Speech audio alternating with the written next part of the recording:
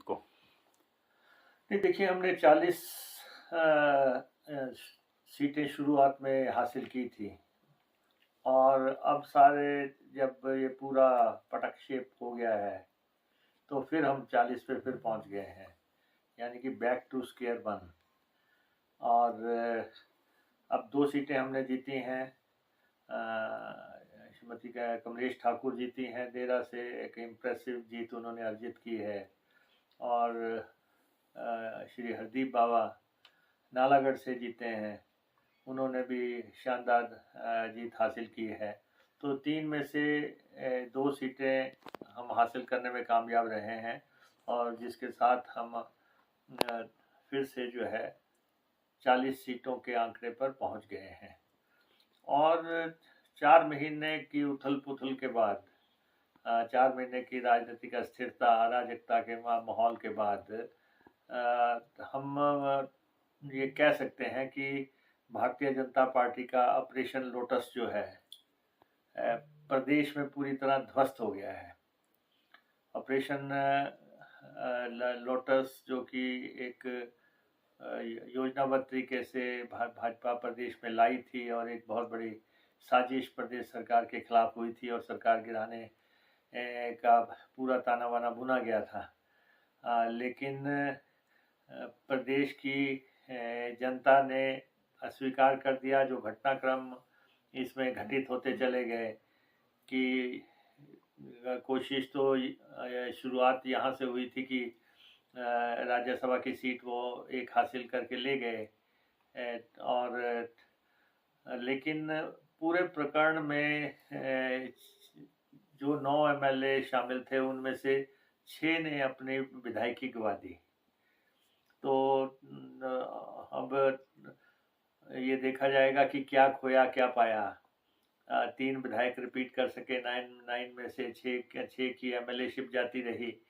कांग्रेस फिर से 40 के आंकड़े पे पहुंच गई और कांग्रेस की सरकार अब पूरी तरह स्थिर स्थायी सरकार है। लेकिन ये स्पष्ट हो गया कि इस देवभूमि के लोग, इस वीर भूमि के लोग दल बदल के बेहद खिलाफ हैं और यहाँ के लोगों ने जो ये मंडी सजी थी विधायकों की, उस प्रणाली को पूरी तरह जो है अब अस्वीकार कर दिया। और हमारे एमएलएज ने काफ़ी इम्प्रेसिव जीत अर्जित की है। तो हम ये भारतीय जनता पार्टी से यही कहना चाहते हैं कि आपने सरकार गिराने का प्रयास किया और आप विफल हो गए। अब समय आ गया कि आपको हिमाचल प्रदेश की जनता से माफ़ी मांग लेनी चाहिए कि हम लालच में आ गए थे। हमने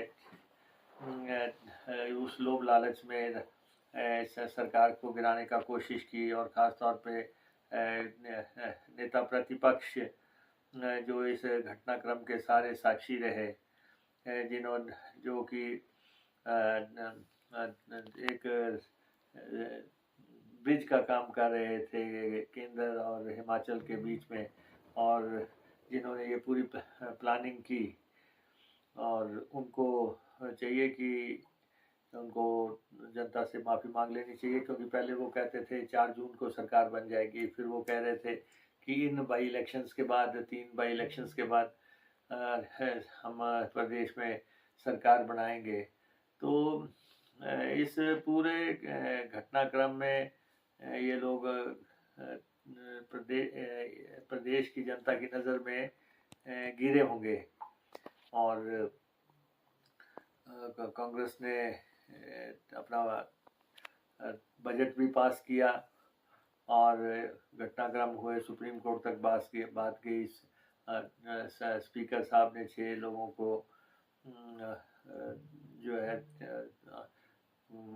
विधानसभा से बाहर किया, इन लोगों के इस्तीफे स्वीकार किए। एक बहुत लंबा चौड़ा घटनाक्रम 4 महीने के अंदर घटित हुआ।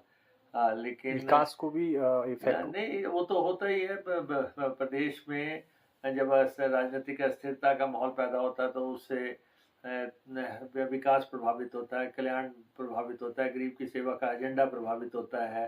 सारा ध्यान सारा 4 महीने जो है लगभग 120 दिन इसी घटनाक्रम में बीत गए। लेकिन ये ज़रूर है कि भाजपा औंधे मुँह गिरी है और ऑपरेशन लोटस का बहुत बुरा हशर हुआ है हिमाचल प्रदेश में।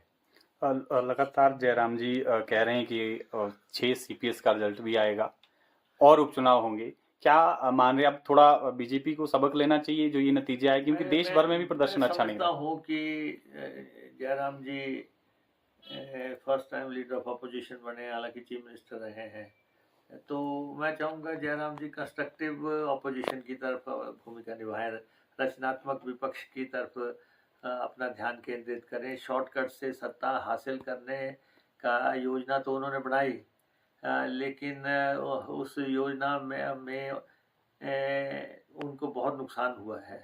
और आप देखें कि भारतीय जनता पार्टी ने के काडर ने ही एक्सेप्ट नहीं किया, जो लोग इन्होंने जिन लोगों के साथ मिलकर इन्होंने सरकार गिराने का प्रयास किया, या जिन लोगों को इन्होंने टिकट दिए, या जिन लोगों को ये पार्टी में लेके आए, हर जगह काडर ने तो विरोध कर दिया। भाजपा के काडर ने हर जगह जो ये मेहमान गए थे इनका विरोध किया है। तो वो भी एक बहुत बड़ा मसला था कि पार्टी के अंदर ये बात हो रही थी कि